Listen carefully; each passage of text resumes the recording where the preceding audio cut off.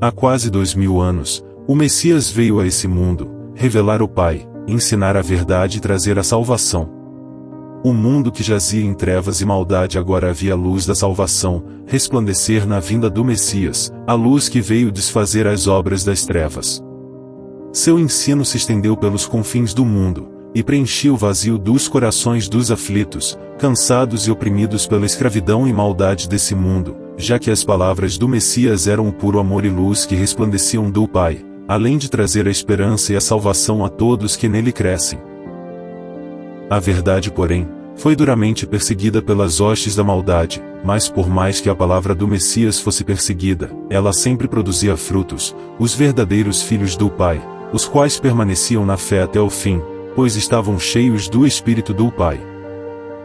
Hoje, a verdade novamente é revelada aos quatro cantos, por meio das duas oliveiras, os quais, assim como os profetas e os discípulos, transmitem a pura palavra de salvação do Messias e do Pai, a fim de libertar as pessoas e resgatá-las dos enganos desse mundo, pois o fim está próximo, e assim finalmente os salvos herdarão as moradas celestiais, deixadas pelos caídos. Esse foi o plano elaborado pelo Pai, o plano de salvação. O plano de resgate.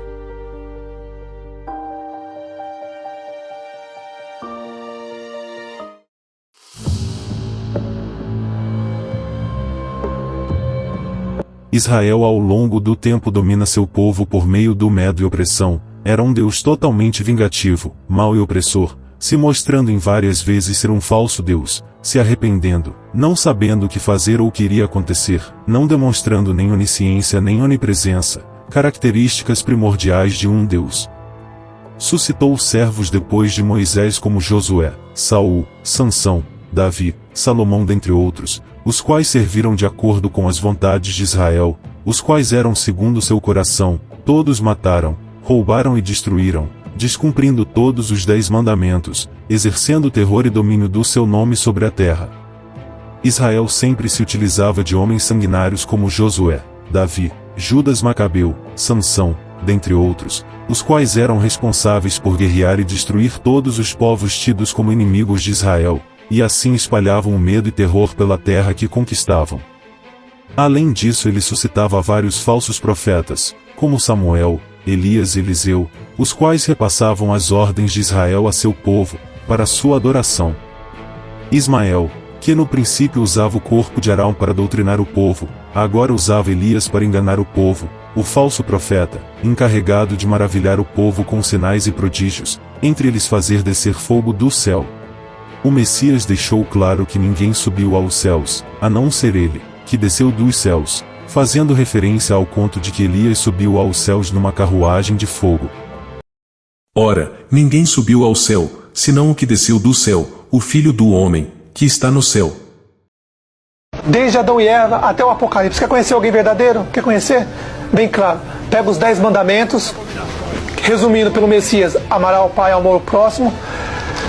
Coloque todos os profetas com base aos 10 mandamentos, amor ao Pai e amor ao próximo. Se passar pelos 10 mandamentos e pelo amor ao Pai e amor ao próximo, é profeta do nosso Pai. Se não passar, é profeta do diabo. Os falsos profetas não é só os pastores de hoje, não é os padres somente. O falso profeta é Moisés, é falso profeta, Elias, Eliseus eram falsos profetas. Escutava o Deus do deserto, o diabo, e saía matando todo mundo. Está escrito nas Escrituras: não matarás. Os caídos por meio de Elias e Eliseu causaram a morte de centenas de pessoas, inclusive crianças, por tais rirem de sua careca, já que o princípio dos caídos é a maldade, causando morte e destruição. Além disso, em várias passagens se nota a presença de um anjo da morte, anjos com espadas que causavam morte e destruição em meio ao povo, anjos estes que eram os próprios caídos a serviço de Israel, a fim de demonstrar prodígios e poder perante o povo. E orou Eliseu, e disse: Senhor, peço-te que lhe abras os olhos, para que veja. E o Senhor abriu os olhos do moço, e viu, e eis que o monte estava cheio de cavalos e carros de fogo, em redor de Eliseu. E o Senhor deu ordem ao anjo, e ele tornou a sua espada a bainha. E o Espírito do Senhor se retirou de Saul, e atormentava um espírito mau da parte do Senhor. E, levantando Davi os seus olhos, viu o anjo do Senhor, que estava entre a terra e o céu, com a sua espada desembainhada na sua mão estendida contra Jerusalém. Josué levantou os olhos e viu diante de si um homem de pé segurando uma espada. Josué foi ter com ele: Vés tu és nossos ou nosso inimigo? Ele respondeu: Não, sou um príncipe dos exércitos do Senhor. Josué prostou-se com o rosto por terra. Então o Senhor abriu os olhos de Balaão, e ele viu o anjo do Senhor que estava no caminho com a espada desembainhada na mão. Inclinou-se e prostrou-se com a face por terra. Tais avistamentos eram de anjos caídos, a serviço de Israel. Eles eram os responsáveis por auxiliar o povo de Israel nas guerras, bem como punir ao povo caso desobedecessem a Israel. Note que estes anjos recebem adoração ao permitirem que se prostrem perante eles, provando que não são anjos do Pai, já que estes não se permitem serem adorados, nem tampouco vistos, são todos considerados como irmãos. E eu lancei-me a seus pés para o adorar, mas ele disse-me: Não faças isto, eu sou teu conservo, e de teus irmãos, que têm o testemunho do Messias. Adore ao Pai, porque o testemunho do Messias é o espírito de profecia. Um verdadeiro anjo do Pai não recebe adoração, pois só o Pai se deve adorar, diferente dos caídos que recebem, pois querem ser exaltados. Os principais caídos haviam se dividido, Azazel possuía caídos do seu lado e Satanás do seu, por isso Satanás sempre ameaçava seu povo a não adorar ou se envolver com os povos vizinhos, pois estes eram adoradores de Azazel e demais anjos na figura dos deuses pagãos. Sempre que seu povo desobedecia eram punidos com a morte, peste, doenças, invasão de povos inimigos até quase destruir seu povo. Israel não permitia a desobediência. Esse Deus comandava seu povo unicamente pelo terror e medo, um verdadeiro ditador, que punia e matava sem a menor compaixão, um Deus que diferente do Pai nem chama aos seus por filhos, mas por servos. O Pai, além dos 10 mandamentos, sempre enviava seus profetas para aquele povo, a fim de alertá-los, se converterem ao bem, profetas que foram todos perseguidos e mortos pelo povo de Israel. Os profetas do Pai, diferente dos falsos profetas de Israel, vieram a esse mundo pregar a palavra do Pai, cumprir fielmente os 10 mandamentos. Por tal motivo todos os 24 profetas do Pai foram assassinados, pois pregavam contra a falsa doutrina de Israel. Além disso, seus livros foram ocultados e os profetas como Daniel, Jeremias e Isaías tiveram seus livros manipulados. Por isso se nota que em seus livros contém profecias do Pai e da vinda do Messias e profecias de destruição de Israel, onde toda profecia de destruição e morte é relacionada a Israel. A qual dos profetas não perseguiram os vossos pais? Mataram os que prediziam a vinda do justo, do qual vós agora tendes sido traidores e homicidas. Vós que recebestes a lei pelo ministério dos anjos e não a guardastes. Aquele povo estava totalmente corrompido pelos ensinos do seu falso Deus, não tinham amor ao próximo, seu único pensamento era ser o povo dominador sobre a terra, os quais aguardavam a vinda do falso Messias prometido por seu Deus, a exemplo de Davi, um novo rei que reinaria e levaria seu povo ao domínio total. Enquanto isso Azazel ficava mais forte, buscava dominar todo o restante da terra, criou grandes impérios como o Egito, Babilônia, Pérsia, Grécia e por fim seu maior império, o romano. Foi por meio do Império Romano que Azazel conseguiu vencer Israel, o qual se curva perante a invasão de Jerusalém, ocorrida em 63 a.C., quando Pompeu cerca e toma toda a Judéia, passando agora a autoridade ao Império Romano de Azazel.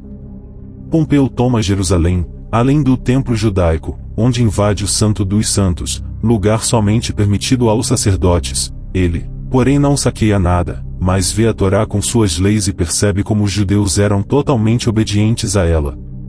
Azazel agora era o caído mais poderoso da terra e tinha muito mais caídos como aliados do que Israel. Israel estava subjugado e seu povo agora era submisso ao Império Romano, deviam pagar impostos e obedecer à autoridade de Roma, porém, o culto judaico foi mantido normalmente. Nessa altura se dá início a outra parte do plano de resgate, após milhares de anos enviando seus filhos profetas para anunciar a verdade desde Adão, 24 no total, agora chegou o momento do Messias descer a essa terra para trazer a verdade e revelar seu Pai, o qual desde a queda de Adão foi ocultado ao mundo pelos caídos.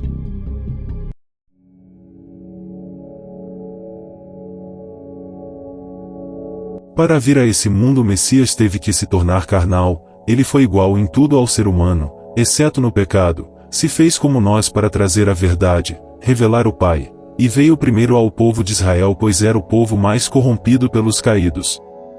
O Pai estava oculto ao mundo desde a queda de Adão e agora seria revelado ao mundo através do Messias, diferente do Deus de Israel o qual aparecia a todos os patriarcas, chegando até a se manifestar fisicamente a Abraão e Jacó, comprovando não ser o verdadeiro Pai. Eis o porquê da enorme diferença entre o Deus vingativo e mau do Velho Testamento com o do Novo de amor e compaixão apresentado pelo Messias. Pai justo, o mundo não te conheceu, mas eu te conheci, e estes conheceram que tu me enviaste a mim. O povo, entretanto, corrompido pelos ensinos do seu falso Deus não compreendiam o ensino do Messias, mesmo testemunhando vários milagres e prodígios realizados por ele, mas eles esperavam um Messias guerreiro e opressor, assim como fora Davi. O ensino do Mestre era totalmente oposto ao do Deus de Israel.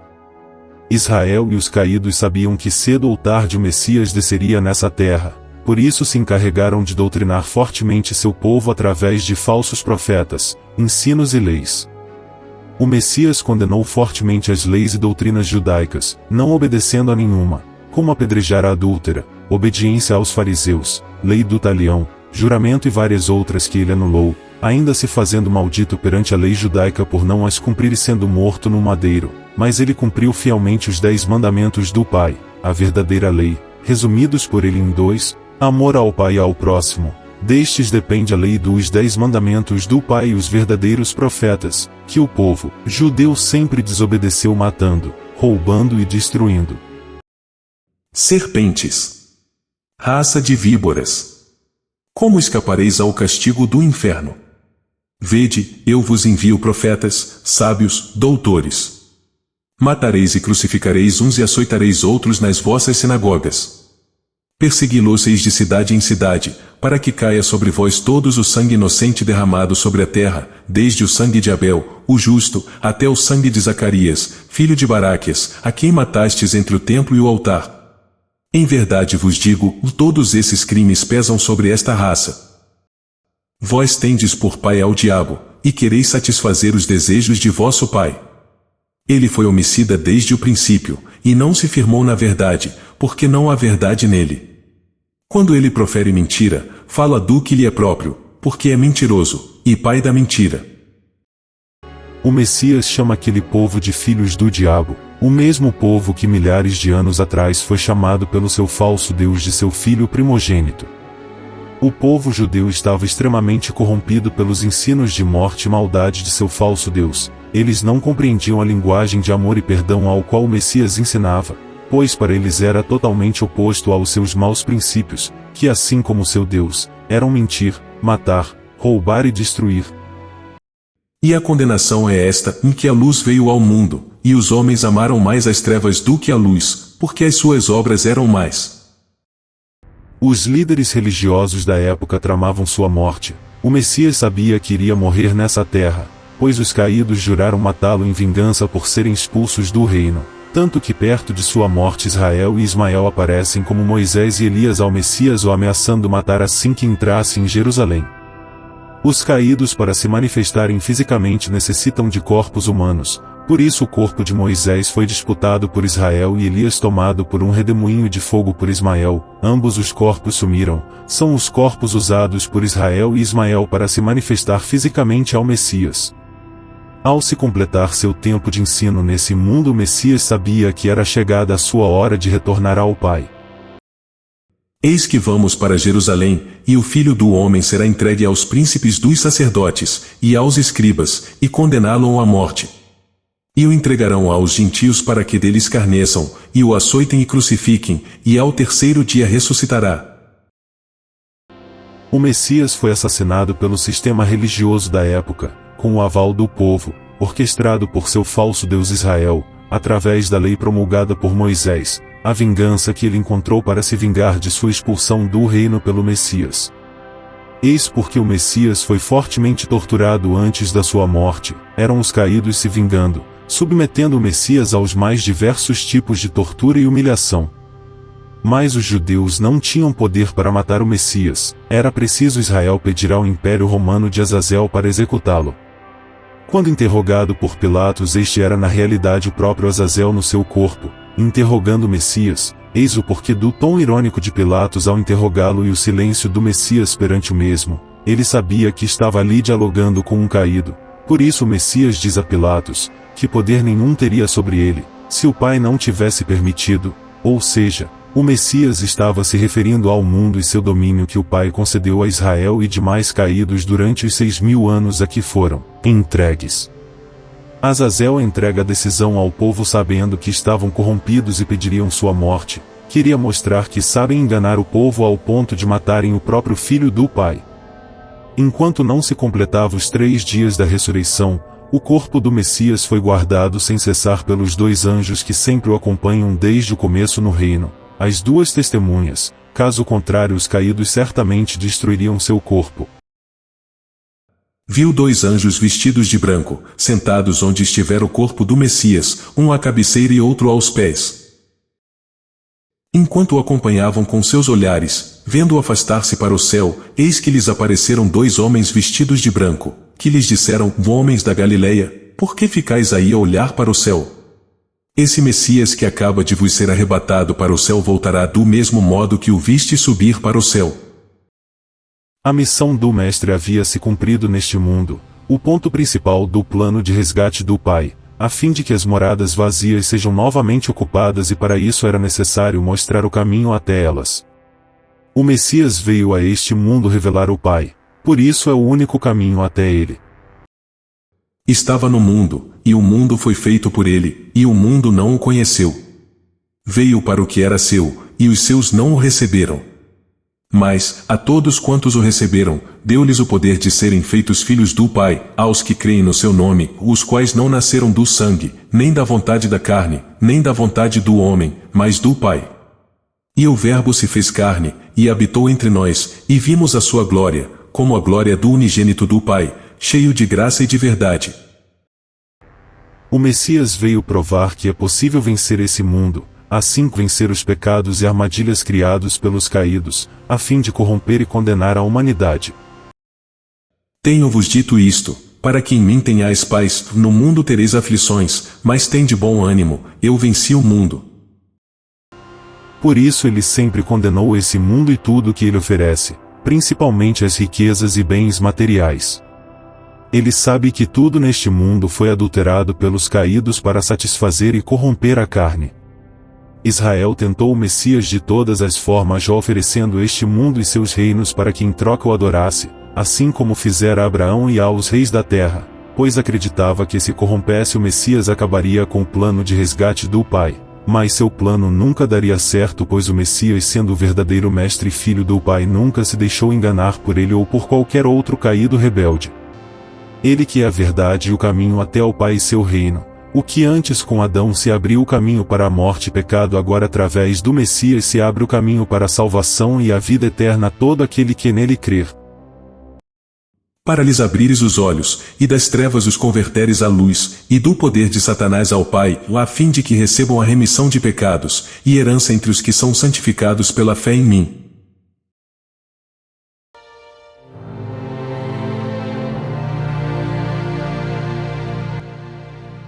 O Messias retornou ao Pai, mas com a promessa que depois de 2 dias, ou seja, 2000 anos, voltaria para buscar a sua verdadeira igreja, os salvos.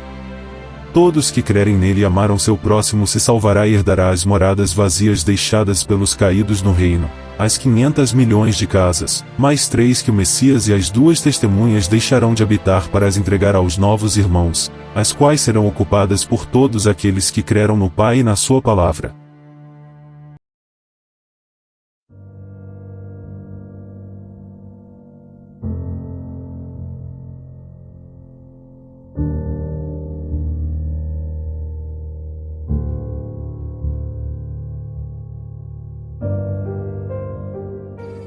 Na casa de meu pai há muitas moradas. Se não fosse lhes preparar o lugar, eu não teria dito. E quando eu for e vos preparar lugar, voltarei e vos levarei para mim mesmo, para que onde eu estiver estejais vós também. Agora eu vou contar uma coisa que aconteceu há 50 anos atrás. Mais ou menos 50 anos, 55 anos mais ou menos atrás. Acho que os irmãos lembram da passagem que o Messias disse para os nossos irmãos apóstolos, que eu estou indo para sua casa, para a casa do Pai, e lá eu vou preparar a casa de vocês. Ali ele está falando dos apóstolos e, claro, de todos os salvos.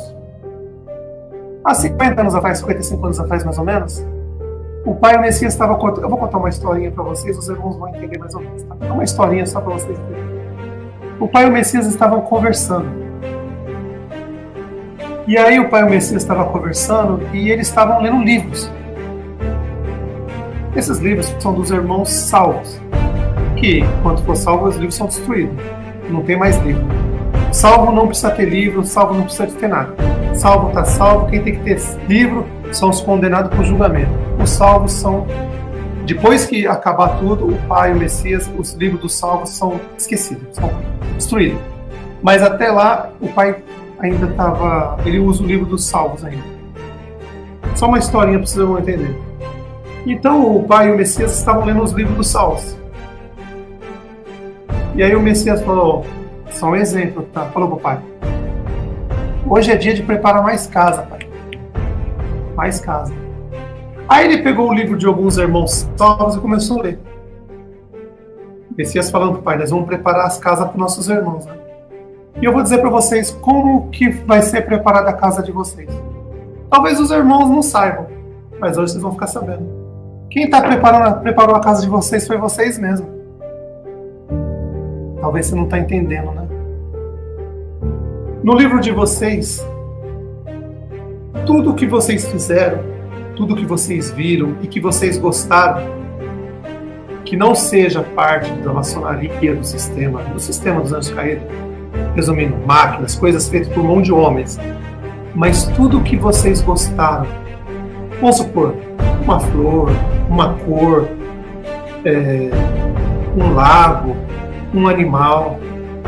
O Pai pegou o livro de cada um de vocês, o Pai e o Messias, e começou a observar o livro da vida de vocês. Aí o Messias conversando com o Pai, vou dar um exemplo. Vou dar um exemplo aqui, que irmão que eu posso dar. Eu queria dar para todos os irmãos. Vamos supor, todos os irmãos, ele pegou o livro de vocês e começou a ler o Messias. Vamos supor que o irmão Paulo, quando era criança, ele observava as coisas que foram feitas pelo Pai. Aí foi anotado no livro. O Paulo gosta, vou dar um exemplo, o Paulo gosta da cor azul. O Paulo gosta daquele animal ali. O Pai foi anotando. Há 50 anos atrás, o Pai e o Messias começaram a sentar e começaram a pegar tudo isso que vocês gostaram. Vamos supor, uma pedra, vamos supor assim, coisas que o Pai fez, não coisas feitas por mão de homens. Um animal, uma cor, sabe? O que vocês gostariam de ter perto da casa de vocês? Qual é a cor que vocês gostariam das pedras que fossem? Porque lá existe... É que aqui nesse mundo existe igual ouro. O ouro aqui no mundo, vocês só conhecem o ouro amarelo ou rosado, mas tem ouro de várias cores. Os diamantes têm várias cores. As jasmins são várias cores, as pedras são várias cores. Lá é diferente, não é igual aqui, lá tem tudo. E aí o Pai foi observando tudo que vocês gostam. Vamos supor, eu queria ter uma casa um dia e eu queria acordar de manhã, abrir a janela e ver um panda brincando no meu quintal, assim, brincando em frente à casa. O Pai foi pegando tudo isso de vocês, cada um de vocês, e passou para o Messias. Eles gostam disso, gostam daquilo. Aí o Messias olhou para o Pai e falou, então vamos preparar do jeito que eles gostam a casa deles. Tudo que eles não tiveram lá no mundo dos caídos, a gente vai preparar aqui. Então, quando o Messias diz que vai subir ao reino do céu para preparar as casas dos apóstolos, de todas as pessoas, ele está dizendo que vai preparar porque ele está lendo o livro de vocês e está fazendo a casa de vocês do jeitinho que vocês queriam, do jeitinho que vocês gostam. Como que ele faz isso? quando vocês eram, ele usou muita parte de quando vocês nasceram até a idade, vamos por um exemplo, dos 10 anos, que é a idade mais pura, é a idade que vocês gostam de olhar das coisas que o pai fez, vamos supor, do nascimento até os 10, 12 anos de idade. Então tudo que vocês olharam nessa idade, tudo que vocês gostaram, foi escrito no livro da vida de vocês. Aí o Messias está pegando o livro agora e está lendo o livro e está fazendo a casa do jeitinho de que cada um de vocês gostariam de ter. Esse é o presente que o Pai e o Messias vai dar para vocês. A casa, o Messias só foi preparar, mas quem fez a casa são todos vocês. Todos vocês estão fazendo a casa. Quando vocês eram crianças, tudo que vocês olharam, que admiraram, que vocês gostaram, foi anotado no livro de vocês, e agora o Messias pegou esse livro e está preparando a casa de vocês. É interessante, né, irmão? Isso aconteceu mais ou menos 55 anos atrás, 50 anos atrás. Mas, então, quando vocês chegarem lá, vocês que construíram praticamente a casa. Tudo que vocês gostaram quando era praticamente criança foi transmitido para o livro da vida. O Messias pegou, leu e viu o que vocês gostam e vai colocar tudo na casa de vocês. Isso que ele faz é para demonstrar o amor deles por vocês. Porque ele está vendo a luta de vocês, ele preparou a montanha para vocês, preparou o lugar para vocês não conhecerem a morte, está preparando as casas de cada um de vocês. Tudo que vocês olharam que o Pai criou aqui na Terra está lá escrito. E o Messias só está dando os últimos, vamos dizer assim, os últimos retoques do que vocês queriam. Então a casa lá em cima foram vocês que fizeram. Quando você chegar lá, vai estar do jeitinho que vocês fizerem além. Quer dizer, milhões de quilômetros de luz. É muito... não dá para se pensar. Vocês vão ter que chegar lá para ver, vocês vão ver o que o Pai e o Messias preparou para vocês. E nada mais é do que vocês queriam.